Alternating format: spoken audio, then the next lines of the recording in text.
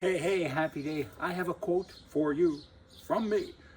Academics predict the future based on the past. Visionaries predict the future based on the present. I predict that with liberals, they will erase the past and there is no future. Wiser advisor stuff. Hey, so we got to stop those liberals in their tracks. Now we have a staffer at CNN who recently spoke to an undercover journalist about the political motivations that the network had during the 2020 presidential election. I don't need undercover people to tell me this stuff. I already know this stuff, right? Their mission was that Trump must lose the election, and anything that they couldn't gather with regards to information, they made it up as they went along, and that is what they did. And he now did say, though, look at what we did. We got Trump out. I am 100% going to say it.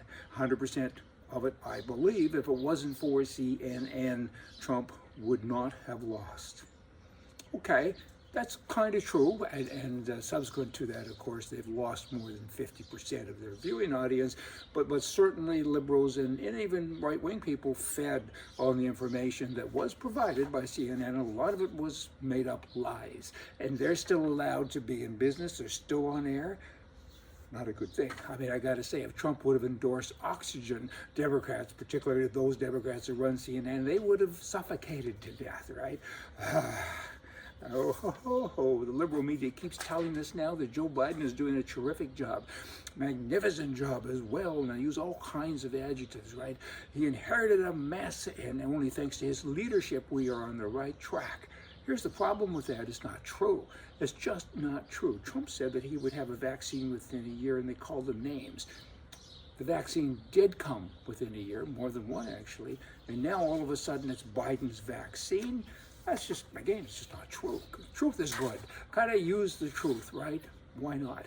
The CSSA in Canada, that's the Canadian Shooting Sports Association, they have a weekly e-news that goes out, and it's great. It's full of all kinds of information. It's mostly about guns. Of course it is. That's what the name says. But even if you didn't have a gun or like a gun, you would still enjoy reading their stories because it's all about freedom, right?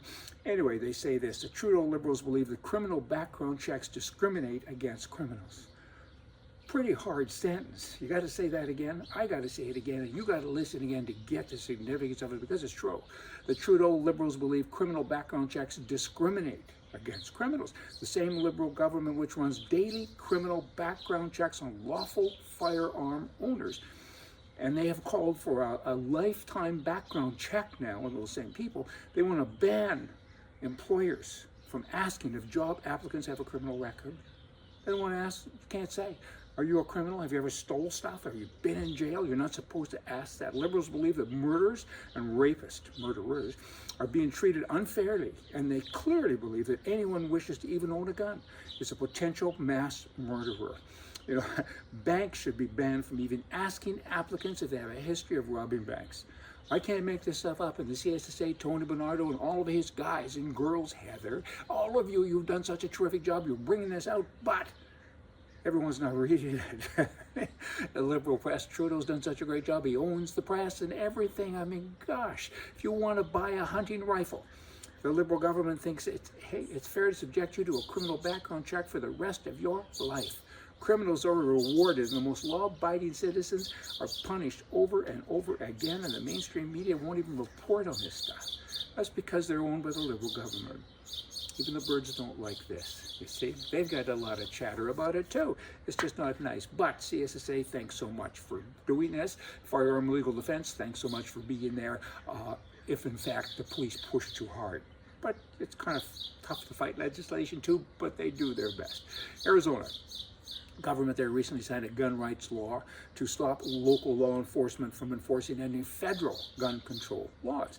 This is all about fairness. It's interesting what happens. Every time the Democrat administration says something about banning guns, gun sales increase dramatically.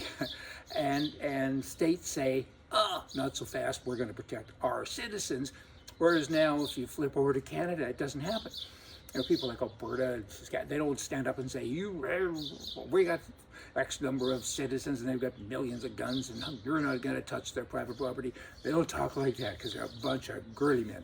Just saying. Here's a guy, he's a member of parliament in Canada. His name is Todd Doherty, hope I'm saying that correctly. He's in the Caribou Prince George riding, and he received a death threat recently and another one. And here's his wordage. Today I received another threat. So I want to send a message. I don't run and I don't hide. You threaten my family, you approach my family, and I will take appropriate action. And that's not a threat, that's a promise. But his appropriate action is to notify the RCMP. They just come and measure bodies. I mean, what he should be talking about is what the CSSA talks about. Guns, gun control is to hold the property when you're shooting the bad guy, right? Boomity, boomity, boom, boom. Bad guys do bad things, good people don't. Here's a guy, he's an upstanding citizen. I mean, he's a member of parliament. The people elected him. He's got death threats. He's not allowed to get a firearm to carry around with him to protect his life. He goes to the RCMP, and what good are they? Again, they measure bodies. The first responder is you. You want to have a cop in the phone or a gun in your hand. It just drives me crazy. Wow, let's just jump over now to other stuff. Let's lighten up, get rid of that depression, polar bear stuff. Are you ready? Here it comes, the inventor of gym. Maybe this isn't, maybe this will depress you more. But it's astounding information. The inventor of gymnastics died at the age of 57. The world bodybuilding champion died at the age of 41. The Kentucky Fried Chicken inventor died at 94. Cigarette maker Winston died at the age of 102, and the inventor of opium died at the age of 116 in an earthquake. So, you know, eat, drink, rest. You're going to die someday, so you might as well do a whole bunch of bad stuff and live as long as you can. Y'all come back here tomorrow. We're going to mow it for you from the right. See ya.